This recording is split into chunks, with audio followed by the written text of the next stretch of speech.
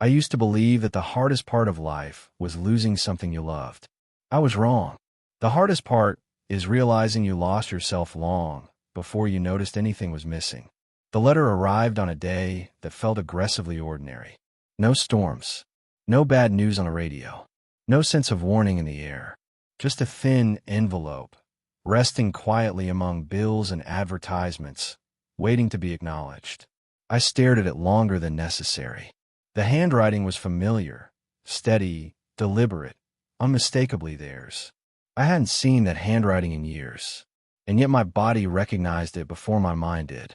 I didn't open it right away. I set it on the table and made coffee instead, pretending that rituals could delay consequences. The kettle boiled. The cup warmed my hands. Life continued its small, convincing performance of normalcy. But something inside me had already shifted. I knew this wasn't a coincidence. Nothing that finds you after years of silence ever is. We hadn't ended badly. That was the problem. No dramatic arguments. No final confrontation. No clear line where love turned into something else. Just distance. Carefully cultivated. Polite. Mutual. Or at least that's what I told myself. I finally opened the letter after the coffee went cold. It was short. No accusations. No explanations. Just an invitation. A place. A date. And a single sentence at the end. I think we never finished the conversation that mattered most. I folded the letter slowly, as if the act itself could soften its meaning. For years, I had convinced myself that unfinished things were harmless. That time would dissolve them. That silence was a form of closure.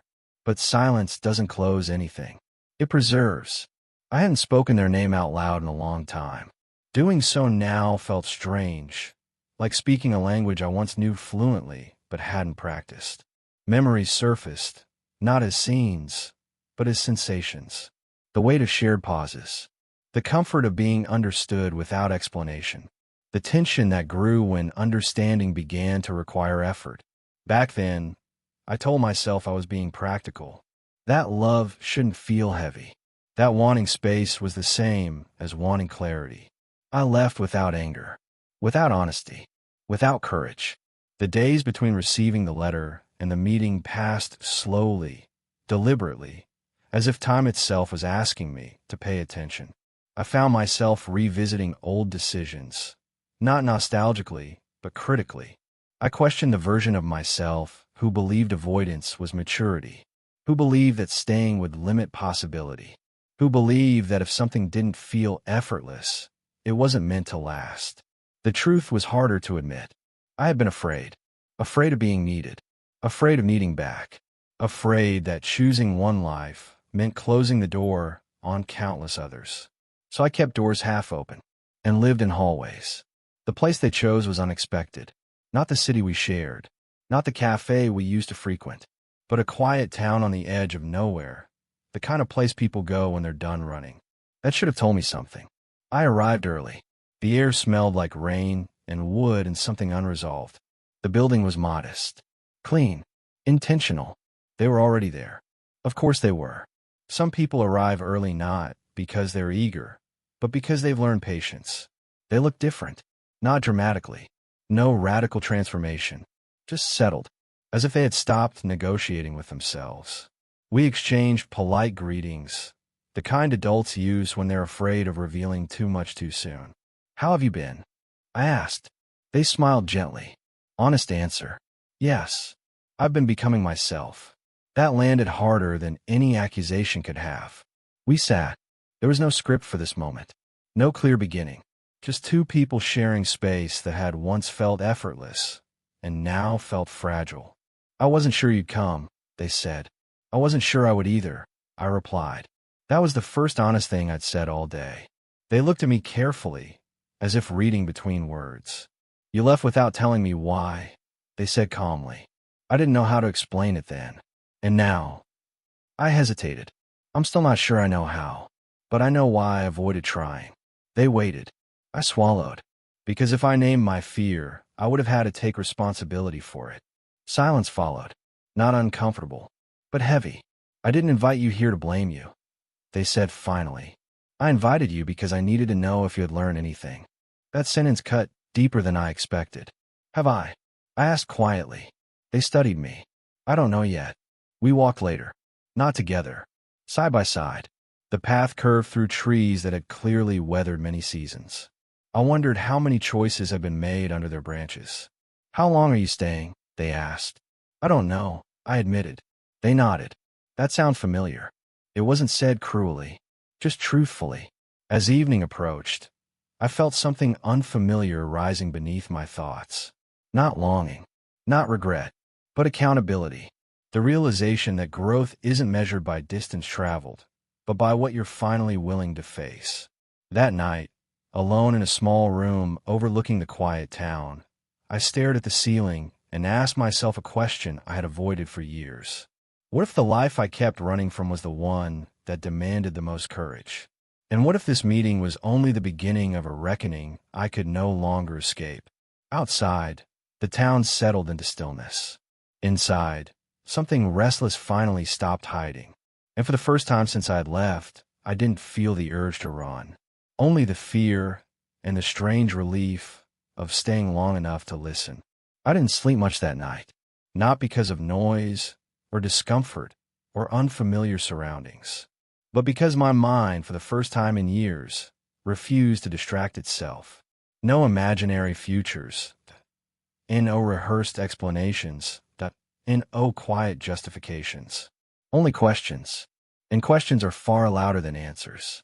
Morning arrived slowly, as if the town itself respected hesitation. I dressed without urgency and stepped outside, letting the cool air steady me. They were already awake. Again, sitting on a bench near the edge of the square, watching the day begin like someone who had learned patience the hard way. You always wake up early, I said, approaching. I stopped trying to sleep through things that matter, they replied. That sentence followed me for the rest of the day. We walked toward the river without deciding to. Conversation unfolded carefully, like something fragile that could shatter if handled too quickly. You left when things became real, they said eventually. I left when things became frightening, I corrected. They nodded. Those are often the same moment. I couldn't argue with that. The river moved steadily beside us, indifferent to hesitation, unconcerned with regret. I thought I was choosing freedom, I said, but I think I was choosing distance. From me, they asked. For myself. They stopped walking. I kept going for half a step before realizing they weren't beside me anymore. Why didn't you tell me that then? They asked. I turned back. Because I didn't know how to exist without an exit plan. That was the truth. Ugly, unflattering, necessary. We sat by the water. Silence returned, but this time it wasn't empty. I spent a long time blaming myself, they said quietly. I wonder what I did wrong. What I asked for that was too much. Guilt tightened in my chest. You didn't ask for too much, I said. You asked for presence. They looked at me, really looked, and you couldn't give it. I didn't know how. That distinction mattered more than I expected. They skipped a stone across the river, watching it disappear. I stay, they said. Not here, but in my life. I stopped leaving situations unfinished. I smiled faintly. That sounded like growth. It was survival, they corrected. I couldn't afford to keep waiting for people who weren't choosing me. The words were calm, but they landed hard. As the day unfolded, conversations deepened. We spoke about loneliness, the kind that hides behind movement, about ambition, and how easily it becomes avoidance, about how society praises independence, but rarely teaches intimacy. I was praised for being adaptable, I said, for not needing much. They laughed softly. You needed plenty. You just refused to admit it. They weren't wrong. Later, over a simple meal, they asked the question I knew was coming. Why now? I stare at my hands. Because the life I built started feeling hollow. I admitted. Not bad. Just uninhabited. They waited. I achieved the things I thought would define me, and none of them knew who I was. Silence stretched. This time it wasn't forgiving. You're afraid you'll leave again, they said. Yes. And you're afraid I won't forgive you if you do. Yes. They leaned back. I'm not afraid of you leaving, they said slowly. I'm afraid of you staying halfway. That was worse. Because that was exactly what I had always done. The afternoon darkened unexpectedly. Clouds gathered with intention. We stood beneath a tree as rain began to fall. Light at first, then steady. I didn't bring you here for nostalgia, they said.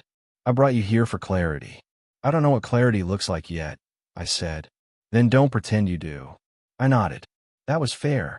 As rain soaked the ground, memories surfaced, not as longing, but as evidence.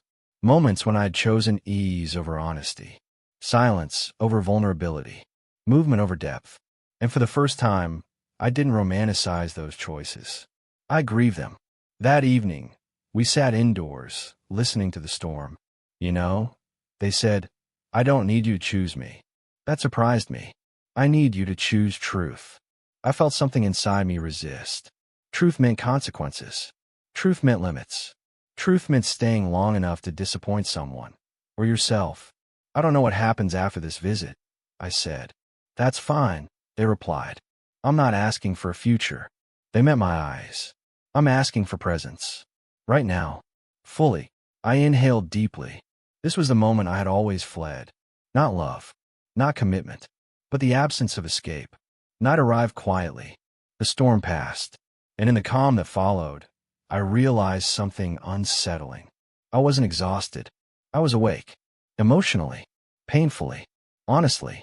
Before parting for the night, they said, tomorrow will be harder. Why? Because tomorrow you'll have to decide whether this awareness changes anything. I lay awake again. But this time, it wasn't restlessness. It was recognition. The understanding that growth doesn't arrive as inspiration. It arrives as responsibility. I thought of the person I had been, skilled at leaving, fluent in goodbyes, allergic to roots. And I wondered, what would it mean to become someone who stays? Not because it's safe, but because it's true.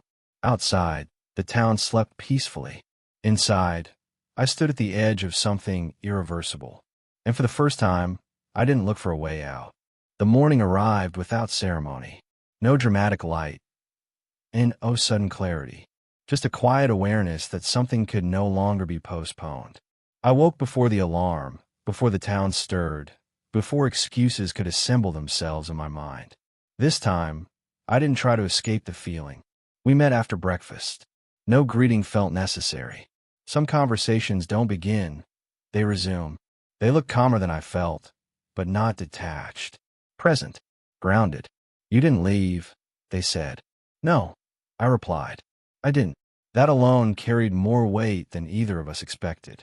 We walked again, not because we needed movement, but because stillness felt too revealing. I've been thinking about what you said. I began. About staying halfway. They nodded. And I've realized that's how I've lived most of my life. They didn't interrupt. I committed just enough to feel involved, but never enough to feel exposed.